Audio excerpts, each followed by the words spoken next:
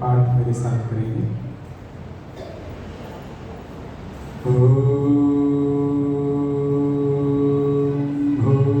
भूर्भुवः स्वः तत्सवितुर्वरेण्यं भर्गो देवस्य धीमहि धियो यो नः प्रचोदयात्। ॐ भूर्भुवः स्वः तत्सवितुर्वरेण्यं भर्गो देवस्य धीमहि धियो यो नः प्रचोदयात्।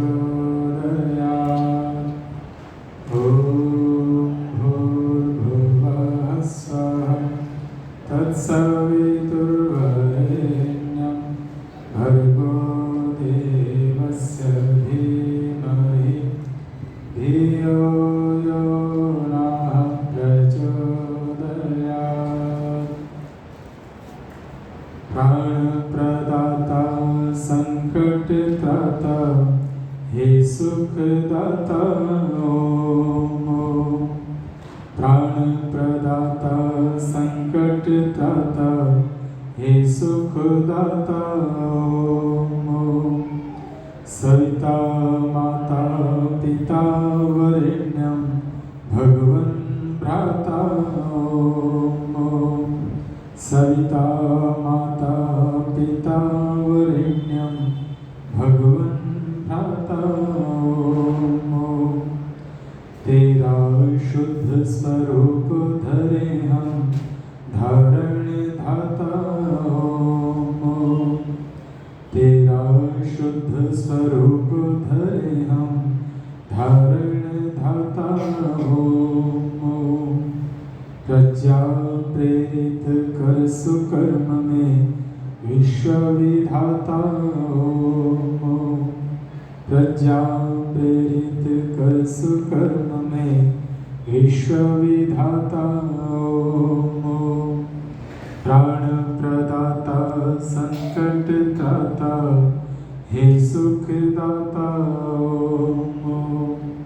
सविता माता पिता वरेण्यं भगवन् भ्राता ओम। ओम शांति शांति शांति। स्वर्गीय माँ कृष्णा सचदेवा उस पवित्र आत्मा को श्रद्धा सुमन अर्पित करने के लिए उपस्थित सभी सचदेवा परिवार से जुड़े हुए सभी मित्र, सगे संबंधी जन, ईश्वर की व्यवस्था में वह आत्मा जहाँ भी हो प्रभु निश्चित रूप में आपकी व्यवस्था में सद्गति और शांति को प्राप्त करेगी। उनके पुत्र श्रद्धेय श्री राजेश जी और बैठे हुए हैं। आप राजेश जी अस्वस्थ हैं, काफी स्वस्थ,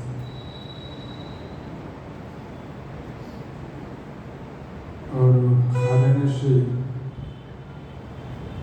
मनीष जी आश्वस्त हैं। राजेश जी तो बैठे हुए हैं और श्रीमती वीरू जी वहीं हैं। उनकी माता जी की पुत्री श्रद्धेया श्रीमती अमिता जी, पौत्र प्रतीक पुलकित दोहित्र उदित और श्रीमती शुचि, दोहित्री अनुकृति और श्री मयंक जी, पूरा परिवार उपस्थित है। परिवार से जुड़े हुए सभी सगे संबंधी मित्रजन उपस्थित। थोड़ी देर बैठ करके हम लोग उस पवित्र आत्मा को श्रद्धा सुमन अर्पित करेंगे। ईश्वर की व्यवस्था में जब वह शरीर को आत्मा छोड़ करके गई है, तब देहांत, देहावसान, दिवंगत मृत्यु, मर गया, कई शब्द प्रचलित हैं इस अवस्था को बताने के लिए। देह का अवसान हो गया, देहावसान। देह का अंत हो गया तो देहांत। मर गया, दो शब्द इसमें आए, मरा और गया, दो शक्तियां अलग अलग हो गई। शरीर मरा और आत्मा गई, तो मर गया, मर गई। जाने वाली कोई शक्ति अलग है और मरने वाली अलग है। तो जाने वाली और मरने वाली दोनों अलग अलग हो गई, बिछुड़ गई, दूरी बन गई, तो कहा मर गया। मरण धर्म शरीर, ये शरीर का धर्म ही मरना है, तो यही पैदा हुआ है, यही बना है। आत्मा तो मरता नहीं है, इसलिए वो गया है। कहा मर गया, तो जो गया है वो मरा नहीं, और जो मरा वो गया नहीं। उसको अग्नि को देख करके हमने पंचभूतों में विलीन कर दिया। यही शरीर की सच्चाई है। आत्मा जो प्रभु की व्यवस्था में गया है, उसको और दूसरे शब्दों पर देखते हैं तो कहा चल बसा, चल बसा। ये शब्द कह चला बसा, यहां से चला और दूसरी जगह बस गया। ये प्रभु की व्यवस्था में है। लेकिन आत्मा प्रभु की व्यवस्था में अपने गुण कर्म स्वभावों को लेकर के जो उस आत्मा ने इस मानव के तन में कर्म किए थे, जिन कर्मों का भोग नहीं भोगा, वो गए सत मूले तद विपाक जात्यायुर्भोग। सती मूले तद विपाक, वो विपाक कर्म कहलाते हैं जो नहीं भोगे। मैंने जिन कर्मों का फल भोग लिया, बहुत सारी चीजें पाकर के सुखी हो लिया, बहुत सारे कष्ट पाकर के दुखी हो लिया, तो जिन कर्मों को मैंने भोग लिया वो तो खत्म हो गए। लेकिन जो भोगे नहीं गए, लेकिन किए मैंने, वो हो गए विपाक। वो जो कर्म है, उन कर्मों की व्यवस्था के आधार पर अगले जन्म की व्यवस्था बनती है, वो कहा विपाक कर्म। तो दर्शन कर गए सती मूले तद विपाक जात्यायुर्भोग। जो विपाक कर्म है, इन कर्मों के आधार पर ही जाति, आयु और भोग अगले जन्म में निर्धारित होते हैं। क्या क्या? जाति, आयु और भोग। जाति, आयु, भोग। तो जाति किसका नाम है? तो कहा जाति ही आख्या, फिर लिंगाख्य। जाति किसका नाम है? जो आकृति से देख करके जानी जाए। हमने जो जातियां मनुष्यों में बना रखी, जाति नहीं, ये तो मानव जाति है। पशु जातियों में गाय की अलग जाति, भैंस की, बकरी की, ऊंट की, गधे, घोड़े आदि ये जातियां हैं। और आत्मा अपने विपाक कर्मों के आधार पर कौन सी में जाति में जाएगा? मानव जाति में जाएगा, गाय की जाति में, घोड़े की में, बकरी की में, बैल, गधे, घोड़े आदि बहुत सारी जातियां हैं। पशु पक्षियों में, जलचरों में, नभचरों में और धरती पर रहने वाले, आकाश में चलने वाले, किस योनि में जाएगा, किस जाति को प्राप्त करेगा? तो जाति के आधार पर आयु भी निश्चित है। जैसे मानव जाति में जाएगा तो लगभग 100 वर्ष की आयु निश्चित है। ऐसे ही गाय, भैंस आदि की योनि में जाएगा तो लगभग 25 वर्ष आयु निश्चित है। कुत्ते आदि की जाति में जाएगा तो लगभग 12 वर्ष आयु निश्चित है। ऐसे ही सबकी अपनी अपनी जातियां जो है, उन जातियों की आयु भी निश्चित है।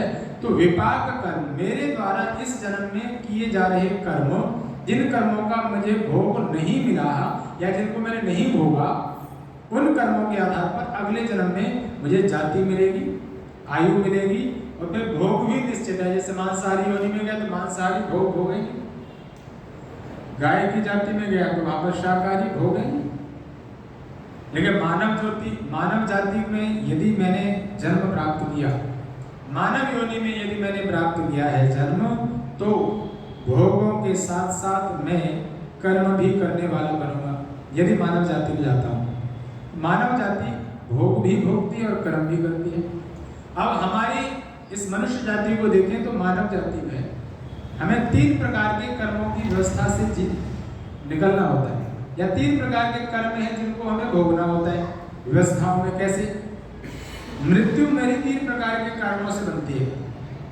एक मृत्यु बन रही है मेरे प्रारब्ध, जिसको विपाक कर्म कहा था ना, वे मेरे आज जन्म का, मैं इसको भाग्य कह देता हूँ। भाग्य है ना, मेरा भाग्य ऐसा है, मेरा भाग्य वैसा है, इसका भाग्य बहुत बढ़िया है, इसका भाग्य खराब है। तो ये भाग्य क्या है? ये भाग्य प्रारब्ध है। ये प्रारब्ध क्या है? ये पिछले जन्मों का कर्म का फल है, संग्रहित है, ये प्रारब्ध है, ये भाग्य है, ये नसीब कह लीजिए आप अपनी भाषा में। हमें क्या होता है, इस मानव जाति में ये भाग्य का फल भी मिलता है। फिर मैं इस जन्म में वर्तमान में जो कर्म करता हूँ उसका फल भी मिलता है। फिर मैं पूरे जीवन भर में जो कर्म करता हूँ उसका फल भी मिलता है। 3 प्रकार के कर्म है, प्रारब्ध, संचित और क्रियमाण। संचित कर्म मैंने इस जन्म में किए हैं, बचपन से अब तक जहाँ बैठा हूँ, बचपन से अब तक जैसे मैंने कर्म किए उसके हिसाब से मेरा शरीर तैयार हुआ है, मैंने विद्या प्राप्त की है, उस कर्म के हिसाब से मैं इस स्तर पर पहुंचा हूँ। ध्यान देना, इसके आधार पर मुझे सुख और दुख मिल रहा है, ये मेरे संचित कर्मों का फल है। क्रियमाण कर्म, अभी मैंने किसी को अपशब्द कह दिया, देखो तुरंत बदले मिलता है, ऐसा ही ये क्रियमाण, जैसा करो तुरंत फल मिलता है। शराब पीकर गाड़ी चलाते हैं तो क्या हो रहा है, एक्सीडेंट हो रहा है, तुरंत इसका फल मिल रहा है। कर्म कर रहा है, फल मिल रहा है, ये है क्रियमाण कर्म। 3 प्रकार से मृत्यु संभव है। कई बार मृत्यु पिछले जन्म के आधार पर मेरी आयु निश्चित है, उसके आधार पर मृत्यु बनती है। कई बार मृत्यु मेरे इस जन्म के आधार पर, मैंने जो कर्म किए उसके आधार पर मृत्यु बनती है। और कई बार मेरे तत्काल के कर्म से भी मृत्यु बन जाती है। क्यों ऐसा होता है कि नहीं, हम देखते हैं ना ऐसा। ये 3 प्रकार के कारणों से मृत्यु होती है। तो वह मृत्यु, वह देहांत, वह आत्मा दिवंगत होगी। दिवंगत, दिवम माने, दिवम संस्कृत का शब्द है, दिवंगत शब्द है, तो दिवम माने दिन, दिवम माने दिन, प्रकाश, और गत माने प्राप्त होना, यानी प्रकाश को प्राप्त हुई वो आत्मा। इस शरीर को छोड़ करके प्रकाश को प्राप्त हुई आत्मा दूसरी यात्रा पर गई वो आत्मा प्रभु की व्यवस्था में निश्चित ही सद्गति और शांति को प्राप्त करेगी। और ये तब संभव है जब मैं परमात्मा की व्यवस्था में अपने आप को, अपने जीवन को प्रभु को समर्पित करके जीवन को जीऊं। यदि ऐसा कर रहा हूं तो आनंद है। आइए, एक भजन कवि ने लिखा, कवि सुंदर शब्द लिखता है कि जहां ले चलोगे वहीं मैं चलूंगा। यदि हम ऐसा करते हैं तो जीवन में देखना आनंद होगा।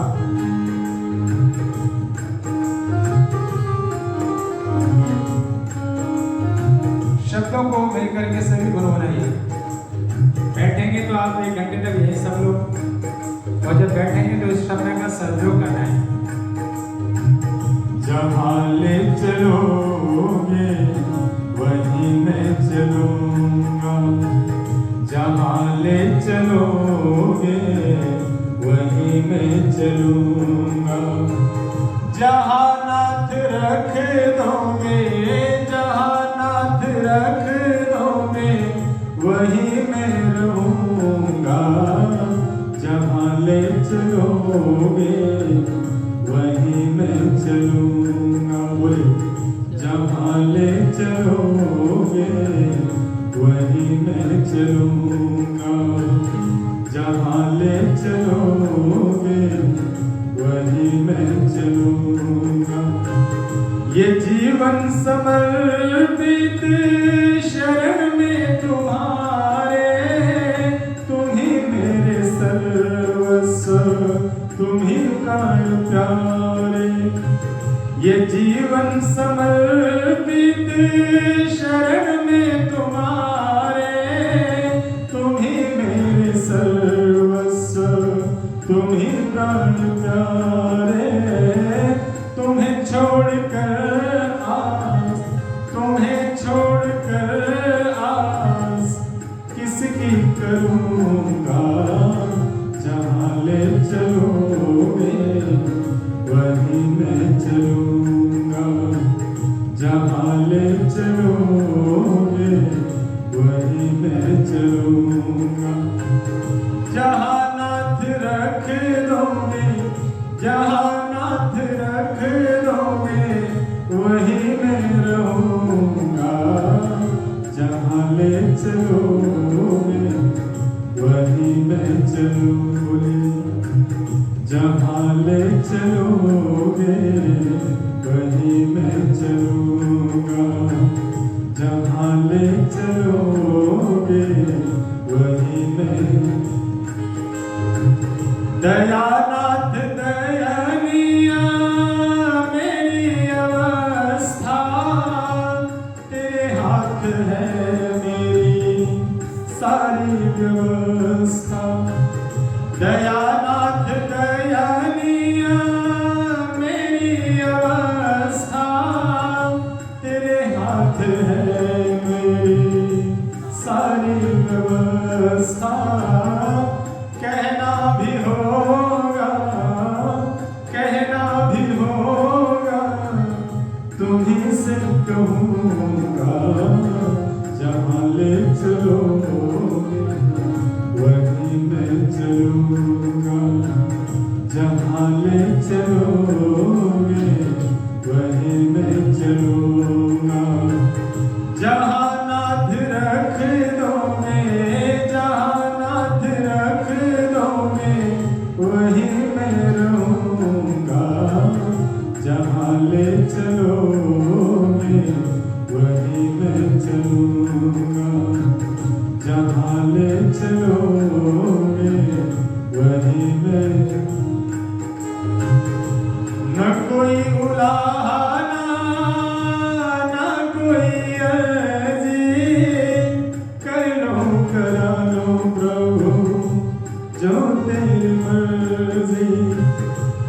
न कोई उलाहना न कोई अर्जी, कर लो करा लो प्रभु जो तेरी मर्जी। सहाओगे जो भी, सहाओगे जो भी, खुशी से सहूँगा, जहाँ ले चलोगे वहीं मैं चलूँगा, बोली जहाँ ले चलो वहीं मैं चलूँगा। जहाँ नाथ रख दोगे, जहाँ नाथ रख दोगे वहीं मैं रहूँगा, जहाँ ले चलोगे वहीं मैं। बोलिए जहाँ ले चलोगे वहीं मैं। आवाज नहीं आई। जहाँ ले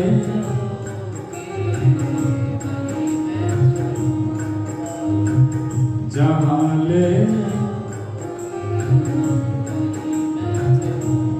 थोड़ा सा और आवाज बोलेंगे। हम जहाँ ले चलोगे वहीं मैं चलूँगा, जहाँ ले चलोगे वहीं मैं चलूँगा, जहाँ ले चलोगे वहीं मैं चलूँगा। जितना समर्पित होकर के मैं प्रभु की भक्ति करूँगा, ध्यान रखना उतना ही जीवन में मुझे आनंद की प्राप्ति होगी। कई बार हम परमात्मा की भक्ति करने बैठते हैं, लेकिन दुनिया के लोग देखते हैं कि ये तो बहुत अच्छी भक्ति कर रहे हैं, लेकिन सच्चे अर्थों में यदि मन की भावनाओं को पढ़ा जाए तो हम भक्ति कर नहीं हो रहे हैं। भक्ति के नाम पर केवल दिखावटी ढोंग कर रहे होते हैं। जिस दिन भक्ति करते करते मेरी आंखों से आंसू निकलने लगे, ध्यान रखना मेरी भक्ति अच्छी होने लगी। विभोर होकर के जब मैं भक्ति करूंगा, भक्त आनंदमय प्रभु से जुड़ करके जब प्रभु की भक्ति करता है तो आनंद आता है। आइए, परमपिता परमात्मा ने हमको वेद रूपी ज्ञान दिया है, और देखना वेदों में बहुत सुंदर जीवन को जीने की शिक्षाएं दी है। थोड़ा सा समय बचा है हम लोगों के पास में जीवन को जीने के लिए। परमात्मा ने 100 वर्ष की ये मानव की योनि के साथ मुझे आयु दे दी थी, लेकिन आजकल 90 वर्ष की रह गई है। 100 वर्ष से 10 वर्ष कम तो हो ही गए। कुछ ही लोग हैं जो 100 वर्ष के आसपास पहुंचते हैं। ज्यादातर लोग 90 और इसके पहले ही जीवन की पूर्णाहुति हो जाती है, अंत हो जाता है। 100 वर्ष में से 10 वर्ष तो कम हो गई। अब चिंतन करके देखें कि मैं कहाँ बैठा हूँ, कितनी आयु में बैठा हूँ, कितनी शेष है और क्या करने के लिए आया था, उसके लिए क्या किया है मैंने इस जीवन में। जिस लक्ष्य की सिद्धि के लिए मुझे परमात्मा ने ये मानव का तन दिया, मैं उसमें कहाँ तक पहुंचा। एक वेद मंत्र को देखते हैं। मंत्र कहा, ईशावास्यम इदं सर्वं यत्किंच जगत्याम जगत् तेन त्यक्तेन भुञ्जीथा मां वृथा कस्य सुधनम।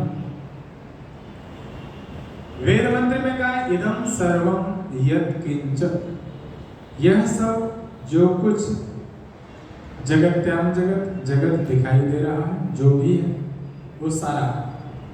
ध्यान देना बातों को, जो आ रहे हैं श्रद्धा सुमन अर्पित करके बैठ रहे हैं, आपका ध्यान मेरी तरफ जुड़ा रहेगा तो सुन पाएंगे।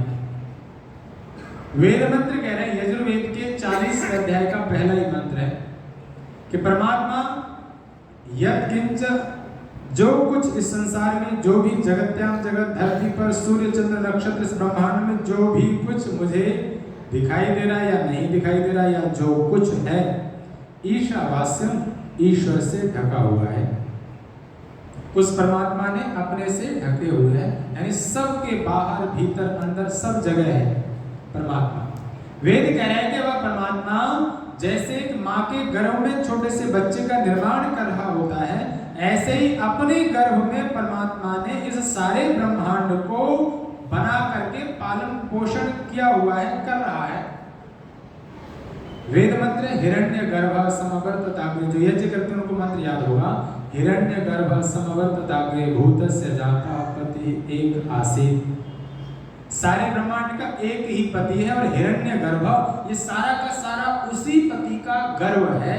ये सारा का सारा ब्रह्मांड उसी परमात्मा क्या है, गर्भ है, और उसके गर्भ में ही सब कुछ है। जैसे माँ के गर्भ में माँ सारे काम करती है, लेकिन बच्चा बड़ा सुरक्षित होकर के पलता पल्लवित पोषित हो रहा है माँ के गर्भ में, ऐसे ही हम सब इस ब्रह्मांड में इतनी तेज दौड़ लगाने वाली इस धरती पर बैठे, क्योंकि रॉकेट की तरह घूम रही है धरती अपनी दो चालों में। सूर्य भी अपनी पूरी गैलेक्सी को लेकर के सारे ब्रह्मांड में सब के सब दौड़ लगा रहे हैं, कोई ग्रह वगैरह खड़ा नहीं, सब दौड़ रहे हैं, और ऐसे सुरक्षित हैं हम लोग जैसे माँ के गर्भ में बच्चा सुरक्षित होता है। क्यों जी, 100 वर्ष तक इतना सुंदर घर बना करके आराम से रहते हैं, फिर भी इस परमात्मा के इस उपकार को भूल जाते हैं, इसलिए कई बार दुखी होते हैं।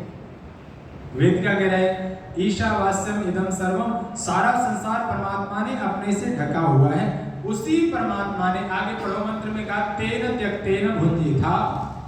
तेन माने उसी परमात्मा के द्वारा दिए गए पदार्थों का, त्यक्तेन त्याग पूर्वक भुञ्जीथा भोग करूं।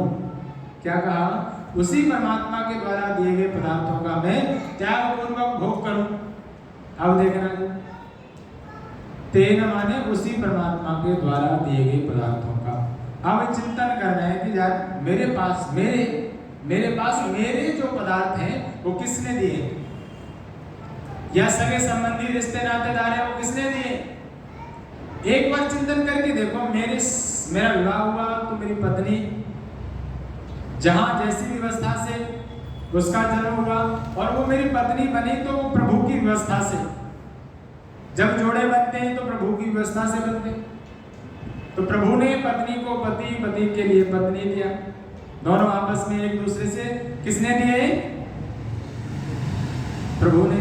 और दोनों की व्यवस्था से एक संतान का जन्म हुआ तो किसने दिया, बोलो किसने दिया है, बोल दो किसने दिया है, ईश्वर ने दिया है। और जब ईश्वर ने दिया है तो ये सब किसके हैं, उसी के। अब मेरे पुरुषार्थ से, अब ये जो शरीर है ये भी तो शरीर परमात्मा ने दिया है। ये शरीर जिसको मैं मेरा कह रहा हूं, ये किसने दिया है, ईश्वर ने दिया है। और जब ईश्वर ने दिया है तो है किसका, इसने दिया है। अब इस शरीर के पुरुषार्थ से मैंने बहुत धन इकट्ठा किया, कल कारखाने गाड़ियां आदि इकट्ठी की है, ये इस शरीर के पुरुषार्थ से की है, तो ये किसकी है, ये सारी की सारी परमात्मा की ही है। मैं इसको अपना कह रहा हूं, इसलिए दुखी होता हूं। क्यों जी, कई बार मेरी चीज टूट जाती है, बिखर जाती है, बिछुड़ जाती है तो मैं रोता हूं, दुखी होता हूं, परेशान हूं। व्यापार में थोड़ा घाटा हो जाता है, दुखी हो जाता हूँ। क्यों? क्योंकि कहता हूँ ये मेरा है, ये मेरा है, ये भी मेरा है।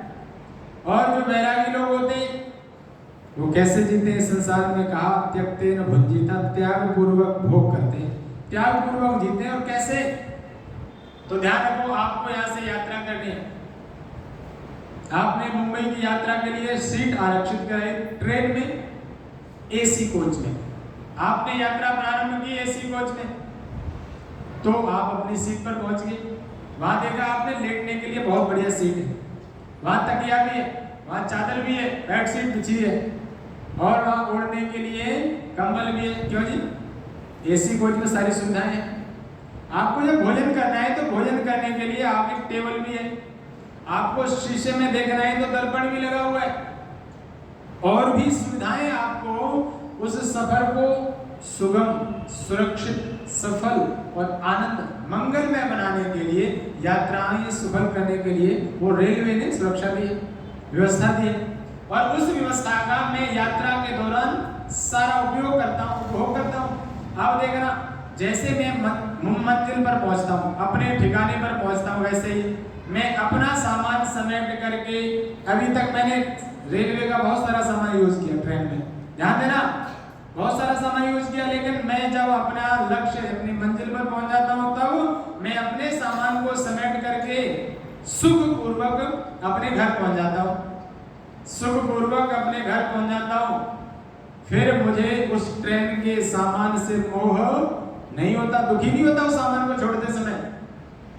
उस सामान को छोड़ते समय दुखी क्यों नहीं होता?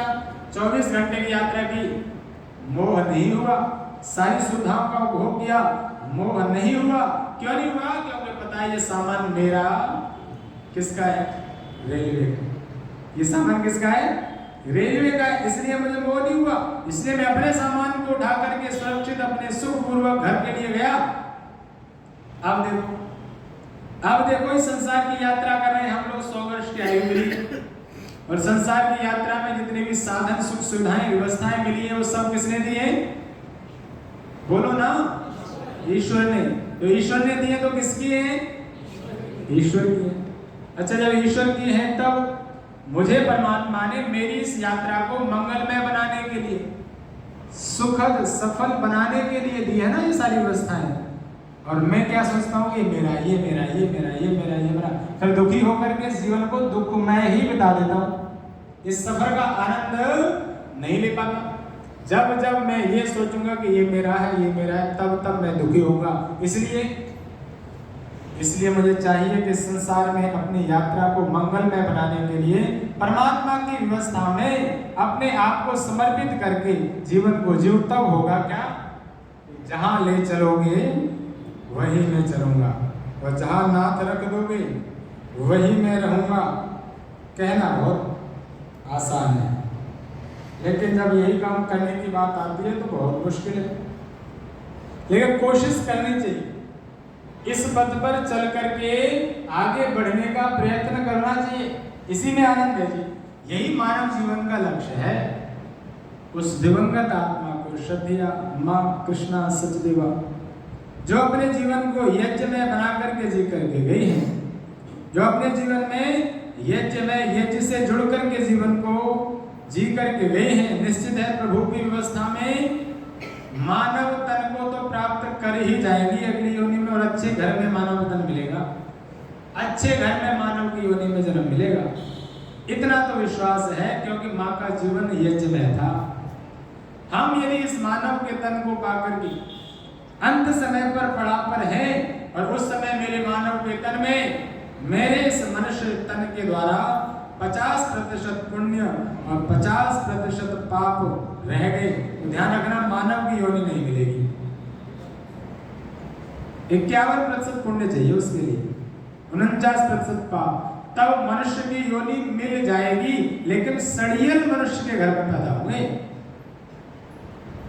जहां पर सुविधाएं नहीं होगी, जहां व्यवस्थाएं नहीं होंगी, जहां कोई शराबी बाप मिलेगा, ऐसे घर में मिलेंगे जब 51% पुण्य और 49% पाप। और जब जब पुण्य का पलड़ा भारी होगा, घुटने में दिक्कत हो तो कुर्सी पर बैठ जाओ, जब जब पुण्य का पलड़ा भारी होगा तब तब अच्छे अच्छे घर में जन्म मिलेगा। जैसे जैसे पुण्य का पलड़ा भारी होगा 70% पुण्य 30% पाप अच्छे घर में जन्म होगा, 80% पुण्य 20% पाप और अच्छे घर में धन ऐश्वर्य व्यवस्थाओं वाला घर मिलेगा। और हो सकता है माता पिता आचार्य धार्मिक मिल जाएंगे और 90% हो गया तो पड़ोसी भी अच्छे मिल जाएंगे, सगे संबंधी अच्छे मिल जाएंगे। और जिस दिन 100% पुण्य ही पुण्य हो जाएगा उस दिन आत्मा को मोक्ष हो जाएगा, उस दिन आत्मा को मोक्ष हो जाएगा, वो आनंद में होगा आत्मा। इसलिए इससे उल्टा करके देखो, यदि 51% पाप और 49% पुण्य रहेंगे फिर भोग योनियां हैं, फिर अन्य योनियां। बहुत सारे हमारे आजकल के ऐसे ऐसे मजहबी लोग हैं जो ये कह रहे हैं कि मनुष्य का आत्मा तो मनुष्य में ही जाएगा चाहे कुछ भी करो। ऐसा नहीं, ये मनुष्य के द्वारा खोपड़ी से पैदा की सोच है, ऐसा नहीं हो सकता। क्यों जी, परमात्मा की व्यवस्था में ऐसा नहीं है। जितनी भी अन्य योनियां सारी भोग योनियां सब में वही आत्मा है जो मेरे अंदर है, ऐसी आत्मा है। इसलिए आत्माएं अपने भोगों के हिसाब से अन्य योनियों में जाएंगी।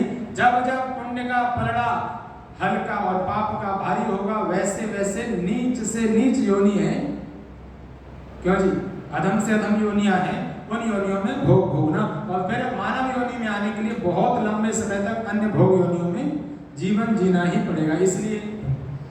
इसलिए परमात्मा की व्यवस्था में मुझे श्रेष्ठ कर्म शुभ कर्म करते हुए ईश्वर की व्यवस्था को समझते हुए और मृत्यु को याद रखते हुए जीवन को जीना। ईश्वर को मानते हैं लोग, जानते नहीं। ईश्वर को मानते हैं लोग, जानते नहीं, और मृत्यु को जानते हैं लोग, मानते नहीं। हम सब भगवान को तो मानते हैं लेकिन जानने का प्रयास नहीं करते वो क्या क्या कर रहे हैं, कितनी शक्ति है, कितने विशाल ब्रह्मांड को अपनी व्यवस्था से चला रहे हैं। हम केवल मानते हैं, बहुत मानते हैं, खूब मानते हैं, श्रद्धा से मानते हैं, पता नहीं किस किस में मानते हैं,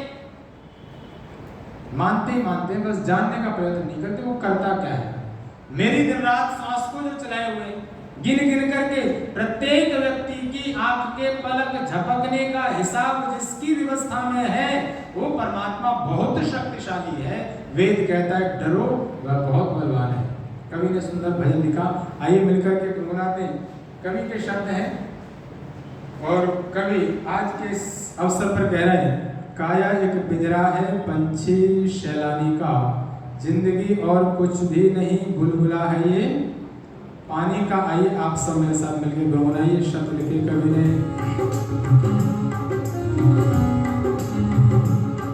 काया एक पिंजरा है पंछी सैलानी का, काया एक पिंजरा है पंछी सैलानी का, जिंदगी और कुछ भी नहीं बुलबुला है पानी का, काया एक पिंजरा है, कुछ पाकर खोना है, कुछ खोकर पाना है, कुछ पाकर खोना है, कुछ खोकर पाना है, पाना और खोना है, जीवन का फसाना है, सांसों की रवानी है, सांसों की रवानी है, ढांचा जिंदगानी का, जिंदगी और कुछ भी नहीं बुलबुला है पानी का, काया एक पिंजरा है पंछी शैलानी, जिंदगी और कुछ भी नहीं बुलबुला है पानी का, काया एक पिंजरा है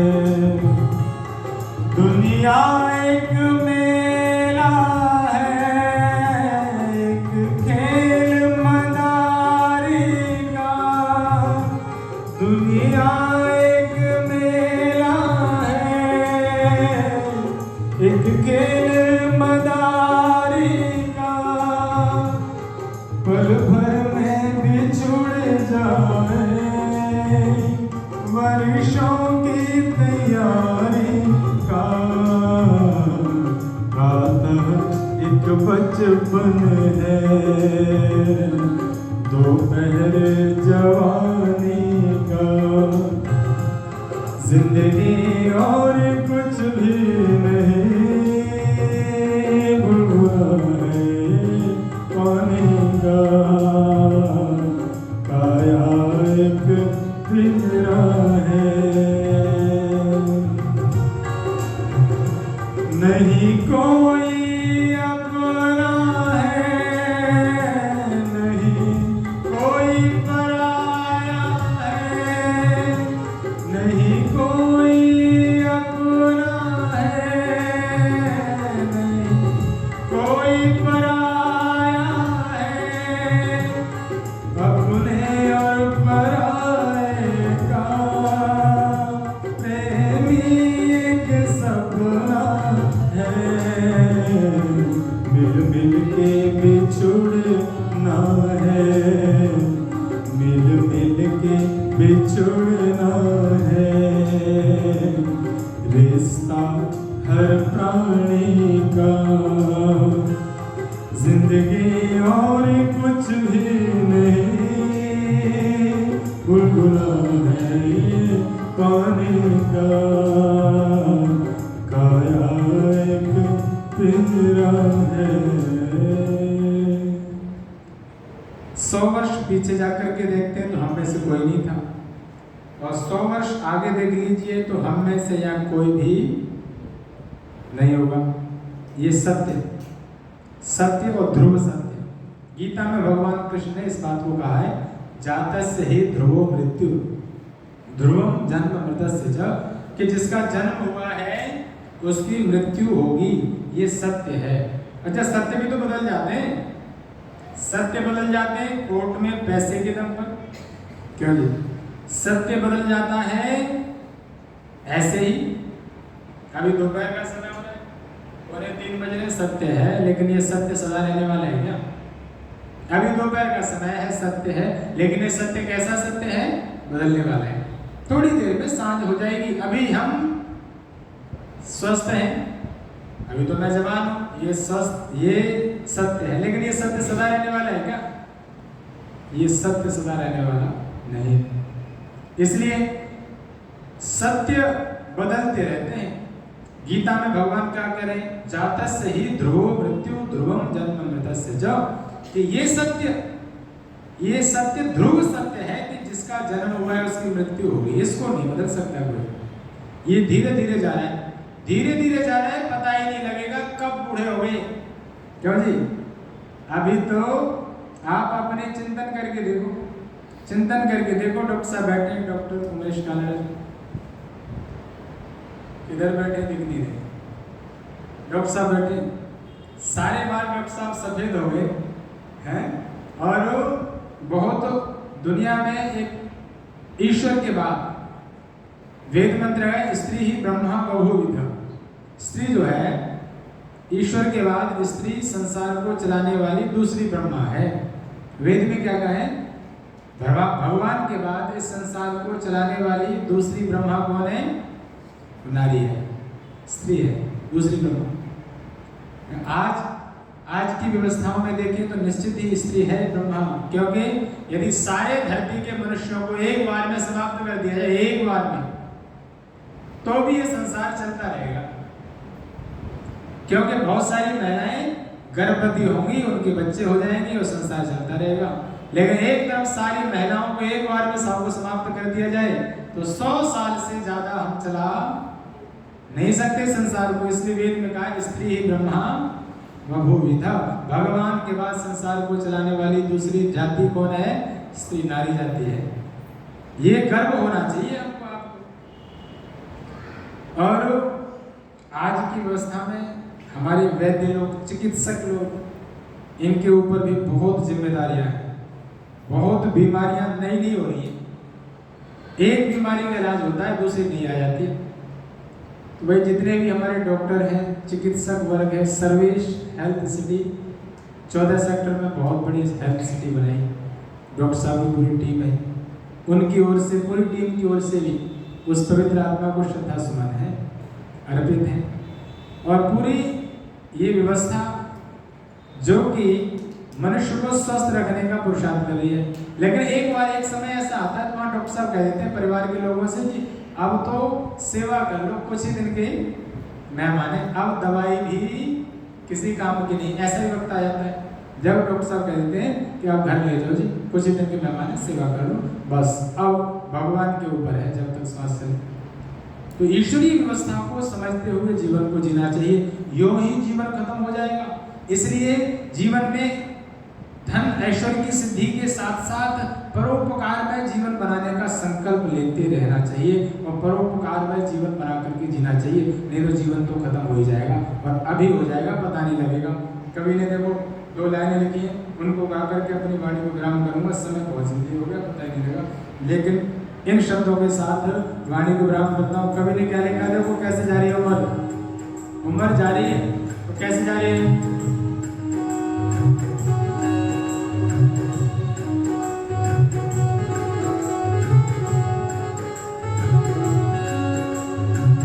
चली जा रही है उम्र धीरे धीरे, चली जा रही है उम्र धीरे धीरे, पल पल यूं आठों पहर धीरे धीरे, चली जा रही है उम्र धीरे धीरे, बचपन भी बीता जवानी भी जाए, बचपन भी बीता जवानी भी जाए, बुढ़ापे का होगा असर धीरे धीरे, चली जा रही है उम्र धीरे,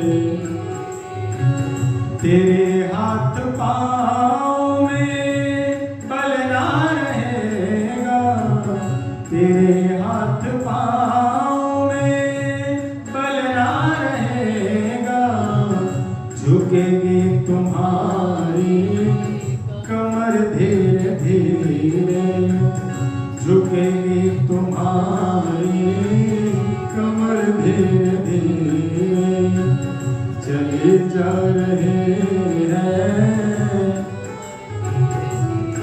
आगे, शिथिल अंग होंगे एक दिन तुम्हारे, शिथिल अंग होंगे एक दिन तुम्हारे, फिर मंद होगी नजर धीरे धीरे, फिर मंद होगी नजर धीरे धीरे, चली जा रही है उम्र धीरे धीरे, बुराई से मन को अपने बचा ले, बुराई से मन को अपने बचा ले, सुधर जाए तेरा जीवन धीरे धीरे, सुधर जाए तेरा जीवन धीरे धीरे, चली जा रही है उम्र धीरे धीरे, पल पल यूं आठों पहर धीरे धीरे, चली जा रही है उम्र धीरे धीरे, पता नहीं लगेगा और कब मृत्यु आ जाएगी कोई पता नहीं, बुढ़ापा आएगा तब आएगी ये भी पता नहीं। अभी तो 40 साल में हार्ट फेल हो रहे हैं, कैंसर हो रहे हैं, नई नई बीमारियां हो रही, इसलिए जब तक मानव तन का ही परमात्मा ने श्वास प्रश्वास को चलाने की व्यवस्था में मुझे जीवित रखा है, तब तक अपनी जिम्मेदारियों के साथ, क्या अपने कर्तव्यों के पालन के साथ, हम अपना कर्तव्य भूल बैठे।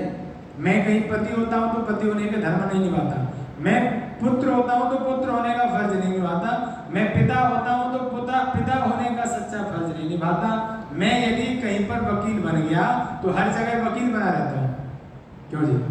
मैं यदि कहीं पर दुकानदार बन गया तो मैं हर जगह दुकानदार ही बना रहता हूँ। ये मानसिकता हो गई है, मैं जो बन जाता हूँ हर जगह, घर में भी वही। अरे कहीं मैं पिता पुत्र भाई सब हूँ, जहां मैं हूँ इन जिम्मेदारियों के साथ इन फर्जों को निभाना चाहिए। इसके बाद मैं राष्ट्र का भी एक नागरिक हूँ तो राष्ट्र के प्रति भी मेरी जिम्मेदारी है। मैं सामाजिक प्राणी हूँ तो समाज के प्रति भी मेरी जिम्मेदारी है। मैं ईश्वरीय संतान हूँ, परमात्मा की अवस्था में मुझे परमात्मा को प्राप्त करने की भी जिम्मेदारी है। आइए प्रभु के घर जब मुझे बुलावा आए और तब मैं हंसते हंसते प्रभु के घर जाऊं, वो तब होगा जब मैं अपने कर्तव्यों का पालन करते करते, जिम्मेदारियों का निर्वहन करते करते, दूसरों के कल्याण के साथ दूसरों का उपकार करते हुए अपने जीवन को जीऊं। तब कबीरदास जी ने कहा, जब हम आए जगत में जग हंसा हम रोए। नहीं रोएंगे तो रुलाएंगे। बालक नहीं रोया पैदा होते तो डॉक्टर साहब रुलाना पड़ेगा, नहीं रोएगा तो बीमार, माइंड खराब हो जाएगा, दिमाग खराब, ऑक्सीजन नहीं चल पाएगा। प्रभु की व्यवस्था है, नाभि है, नाभि यहाँ से नाभि से सब कुछ चल रहा है। परमात्मा ने यहीं से श्वास ले रहा है, यहीं से भोजन जा रहा है, यहीं से सब कुछ। माँ जो भोजन करी उससे रस निकल रहा है और रस में से बच्चे को रस नाड़ियों से धमनियों से शरीर धीरे धीरे विकसित हो रहा है यहीं से। और जब बाहर आता है तो यहाँ से कट, यहाँ से शुरू करना है तो रोना है, तो रोना है। ऑक्सीजन बढ़ेगी, पूरे शरीर में संचार हो जाएगा, यहाँ से इंद्रियों का प्रभाव हो जाएगा। तो कबीरदास ने लिखा, जब हम आए जगत में जग हंसा हम रोए, और ऐसी करनी कर चलोगे हम हंसे जग रोई। ऐसा तब संभव है, ध्यान रखना, ऐसा करके जाएंगे तभी जीवन में आना सार्थक है। नहीं तो लोग जा रहे हैं आ रहे हैं, कोई पता नहीं, पड़ोसियों को भी कोई फर्क नहीं पड़ता, चला गया पड़ोसी। फर्क पड़ेगा यदि मैं परोपकार मैं जीवन को जीऊंगा, यदि मैं सामाजिक प्राणी बनकर के जीवन को जीऊंगा, पड़ोसियों को फर्क पड़ेगा। मैं यदि परोपकार मैं जीवन को बना करके जीऊंगा, ऐसा जीवन जी करके जब मैं संसार से जाऊंगा तब प्रभु मुझे बुला लेगा, तब आनंद घर जाऊंगा, प्रभु के घर जाऊंगा और अच्छे लोगों को प्राप्त करूंगा। श्रद्धेया माँ सरोज आर्या जी दिल्ली से आई, एक भजन सुनाने के लिए कह रहे थे, प्रार्थना है। अभी 5 मिनट शेष है तो अपना वो भजन माता जी सुना देंगी और अच्छा भजन बता रहे थे तो माँ एक भजन सुनाएंगे। श्रद्धेया माँ सरोज आर्या।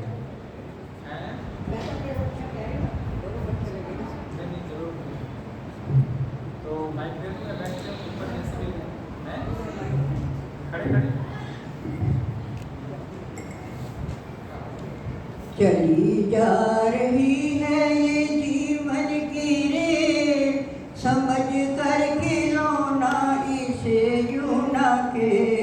चली जा रही है ये जीवन की रे, समझ कर खिलौना इसे यूं ना के। कुशल कारीगर ने इसको बनाया, कुशल कारीगर ने इसको बनाया, बड़ी अक्लमंदी से इसको चलाया, बड़ी अक्लमंदी से इसको चलाया। बड़े इसके इंजन में कर्मों का तेल, समझ कर खिलौना इसे यूं ना खेल। बड़े इसके इंजन में कर्मों का तेल, समझ कर खिलौना इसे यूं ना खेल। चली जा रही है ये जीवन की रे, समझ कर खिलौना इसे यूं ना खेल। किसी को चढ़ावे किसी को उतारे, किसी को चढ़ावे किसी को उतारे।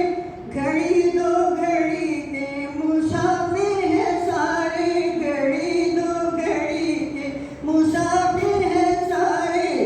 यहीं पर जुदाई यहीं पर हो मेल, समझ कर खिलौना इसे यूं ना खेल। यहीं पर जुदाई यहीं पर हो मेल, समझ कर खिलौना इसे यूं ना खेल। चली जा रही है ये जीवन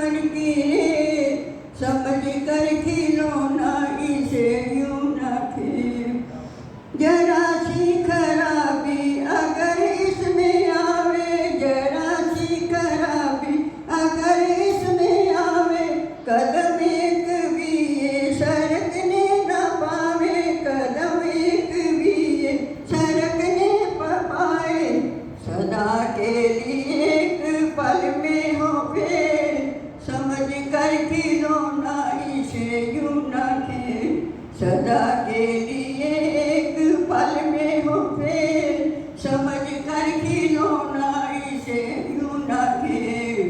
चली जा रही है ये जीवन की रेल, समझ कर खिलौना इसे यूं न खेल।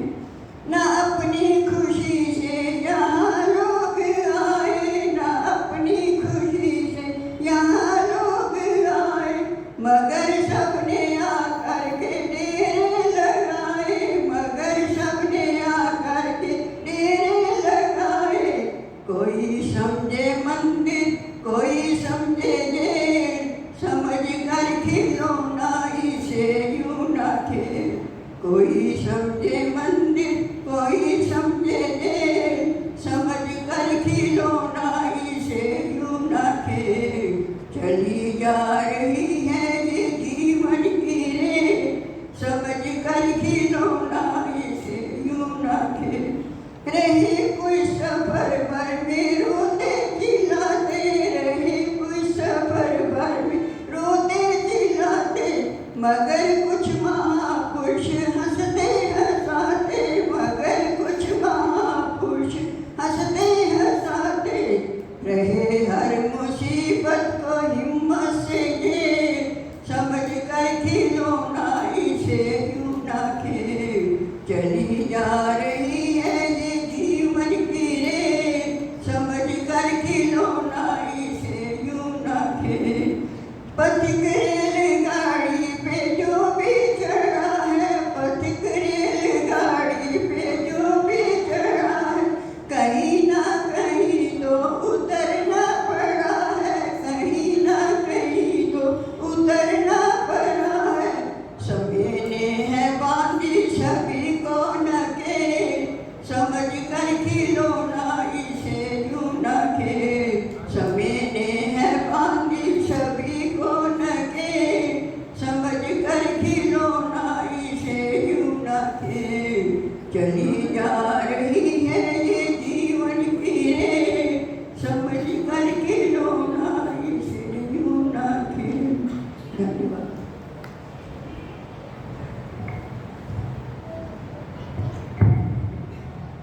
तो आप सब उस माँ को श्रद्धा सुमन अर्पित कर रहे हैं और ये शोक पत्रक संवेदना शोक पत्रक तो है ये। और मैं यदि इस अवस्था में माँ जो जीवन को जी करके गई हैं और जैसे जीवन को जी के गई हैं, तो इसको शोक सभा न कह करके हम संतोष सभा भी कह सकते हैं। क्यों? माँ संतोष पूर्वक जीवन को जी करके गई है और श्रद्धा अमिता जी ने खूब सेवा शिक्षा माँ को दी है। पूरे परिवार ने यज्ञ करते कराते रोज हवन हो रहा था। माता जी घर में जब जब थे तब तब वो यज्ञ होता था। आज भी यज्ञ प्रतिदिन चल रहा है। ईश्वर ये शक्ति सामर्थ्य आपको बल प्रदान करे रखे कि आप यज्ञ से जुड़े रहें और स्वस्थ निरोग रह करके अपने मानव जीवन के लक्ष्य को सफल करें। ये शोक पत्रक है मेरे पास में। पंजाब नेशनल बैंक की ओर से ये शोक पत्रक है। श्री